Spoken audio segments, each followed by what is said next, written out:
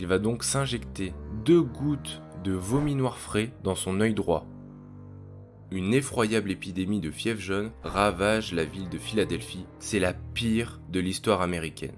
Personne ne savait vraiment comment elle se transmettait, ni si elle était contagieuse ou non.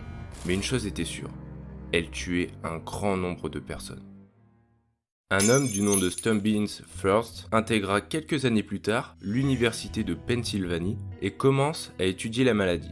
Son but est simple, prouver au monde que la fièvre jaune n'est pas contagieuse. Il est vraiment prêt à tout pour prouver sa théorie et va même jusqu'à réaliser une série d'auto-expérimentations, prêt à risquer sa propre vie pour affirmer ses idées. C'est son histoire que nous allons découvrir dans cette vidéo.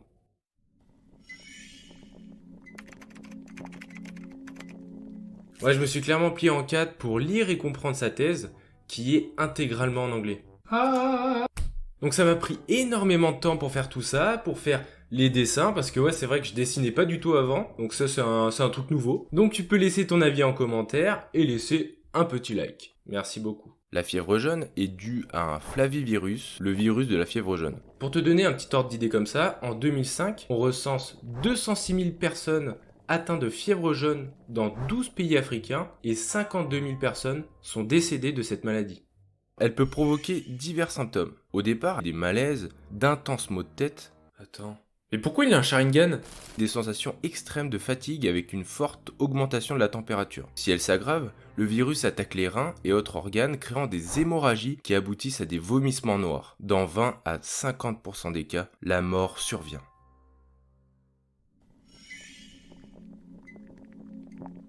Cette première expérience consiste à mettre un chien dans une pièce avec de la nourriture. On lui donne du pain imbibé d'un vomi noir d'un patient. N'ayant que cette nourriture, le chien va donc manger sans discuter. 3 jours vont passer et le chien aime tellement qu'il mange le vomi noir du patient sans pain. Notre étudiant en médecine va donc continuer de le nourrir exclusivement de ça pendant 1 semaine. Puis après les premiers jours, le chien avait des décharges noires, mais il n'observe aucun autre effet sur ce chien. Il était en aussi bonne santé avant et après l'expérience. Ok, et si j'essayais sur une autre espèce animale, proche du chien? Enfin proche, l'opposé plutôt. Après le chien, autour du chat, comme dans la première expérience. Mais cette fois-ci, le chat n'a pas de nourriture. Après 3 jours dans cette pièce, Stubbins lui donne 3 onces de vomi noir. Le chat ne se fait pas prier et dévore avec voracité le vomi. Bah normal, il crevait la dalle, il avait absolument rien, donc il était obligé de manger ça quoi. Et pendant 5 jours, on lui procure la même quantité. Les décharges du chat sont de couleur foncée et il ne remarque absolument aucun signe de maladie.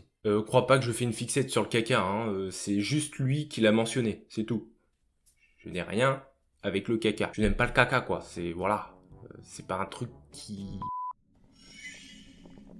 Prend un chien et il décide de lui faire une grande incision dans le dos. Il va ensuite disséquer sa peau pour y verser le vomi noir frais d'un patient. Il met une compresse et lui bande l'abdomen et le dos. Ensuite, le chien est confiné et va être empêché d'irriter sa cicatrice sur le dos. Et le chien commence à convulser, il est pas bien, il commence à avoir des spasmes. Pas du tout en fait, il est en bonne santé et rien ne se passe.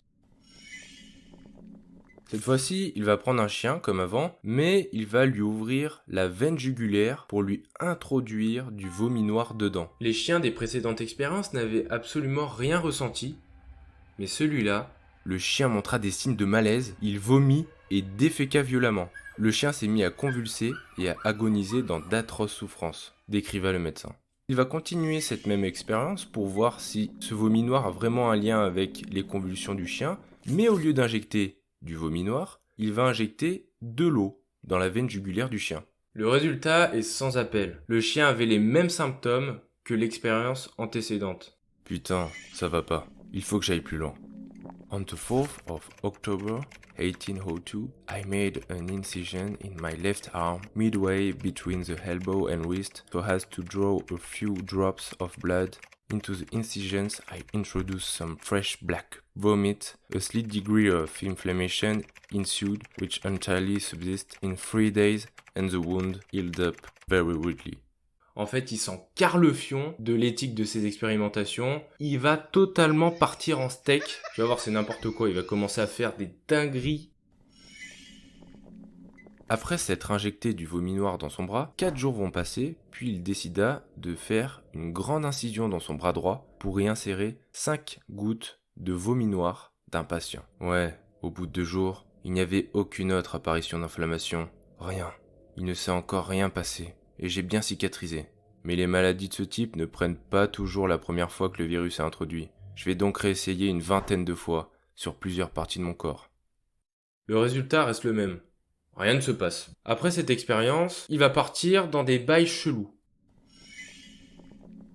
Au lieu de mettre du sérum fille comme tout le monde pour ses yeux, il préfère ajouter du vomi à la place. Il va donc s'injecter 2 gouttes de vomi noir frais dans son œil droit. Et pendant près d'1 minute, il est mal à l'aise, mais n'a aucune douleur ni inflammation. 3 ounces of recent black vomit were put into an iron skillet and set on the fire that the fluid might evaporate, during which time I frequently had my head over it and inhaled the gas or steam without experiencing any unpleasant sensation.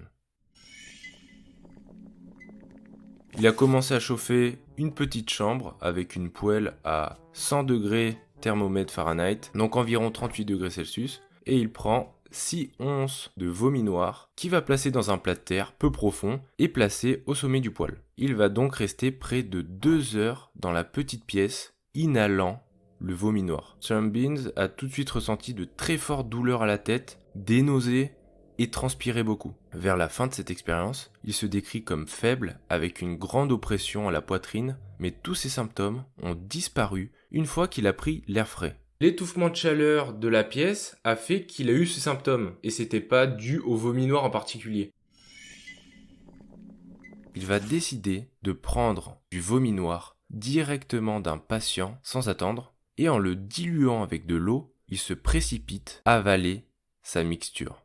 Le goût était légèrement acide, je n'ai pas ressenti de malaise, ni de nausée ou quelconque douleur, et mon pouls battait à 76 battements par minute, donc rien d'alarmant. Il va en conclure que l'esprit a un rôle hyper important dans les symptômes et dans les vomissements. La plupart des gens ont pour lui une peur disproportionnée de la maladie, alors qu'on sait très bien qu'elle touche énormément de personnes encore. Il va augmenter au fur et à mesure ses quantités, allant même à boire le vomi noir longtemps et sans dilution. Mais c'est pas fini. Bah ouais, rappelle-toi. En fait, son but était de prouver que la fièvre jaune n'était pas contagieuse. Sauf que là, il a travaillé qu'avec du vomi noir. Ouais, je pense que tu t'en doutes bien. Il va donc devoir le prouver avec du sang, de la salive, de la transpiration, de la bile et de l'urine. Il prélève du sang du patient dans le stade inflammatoire de la maladie et il injecte 4 gouttes de sang dans sa jambe gauche. Résultat, il a une légère inflammation et la plaie guérit facilement. Il va répéter cette expérience avec les mêmes conséquences tout en avalant de grandes quantités sans produire d'effet. Cette fois-ci, il va prélever de la salive d'un patient au dernier stade de la maladie et se l'injecte avec une piqûre. Il fait aussi des incisions un peu partout dans son corps et il va y introduire de la salive. Il va continuer à répéter plusieurs fois cette expérience avec également de la transpiration et de la bile. Résultat, absolument rien ne se produit. Mais quand il a commencé à le faire avec de l'urine, il avait des inflammations. Mais ça ne durait pas longtemps. Et la plaie guérissait toujours aussi rapidement. La fièvre jaune, c'est une zoonose. C'est quoi une zoonose? C'est tout simple. Certains singes ont un virus. Ce virus, il va être pompé par les moustiques. Donc, ils vont pomper les singes et les moustiques vont donc le redonner aux hommes. Ça, c'est la fièvre jaune sylvatique. Mais on a un deuxième type de fièvre jaune, la fièvre jaune urbaine. Un homme qui va être infecté par ce virus, le moustique va pomper cet homme, bon, c'est très gênant dit comme ça, mais bon, le sors pas du contexte s'il te plaît, et va le redonner à un autre homme. Voilà, tu sais tout. Par la suite, ils vont remettre en cause la validité de son travail. Pourquoi, selon eux, les fluides avec lesquels ils travaillent sont pas assez contagieux. Et c'est quelques années plus tard où ils sauront que Sturm Beans avait raison sur la maladie. La fièvre jaune n'est donc bien pas contagieuse. C'est les moustiques qui vont le refiler en fait. Voilà. Cette merde, c'est à cause des moustiques. J'aimerais savoir ton avis dans les commentaires. Qu'est-ce que t'en as pensé de cette expérience? Ou plutôt de ces expériences assez cheloues, on va pas se le cacher. Désolé encore pour cette putain de prononciation de merde, faut que j'améliore mon anglais. Désolé. Bon, faut que j'arrête de m'excuser comme une salope aussi. Bref. Bisous les gars!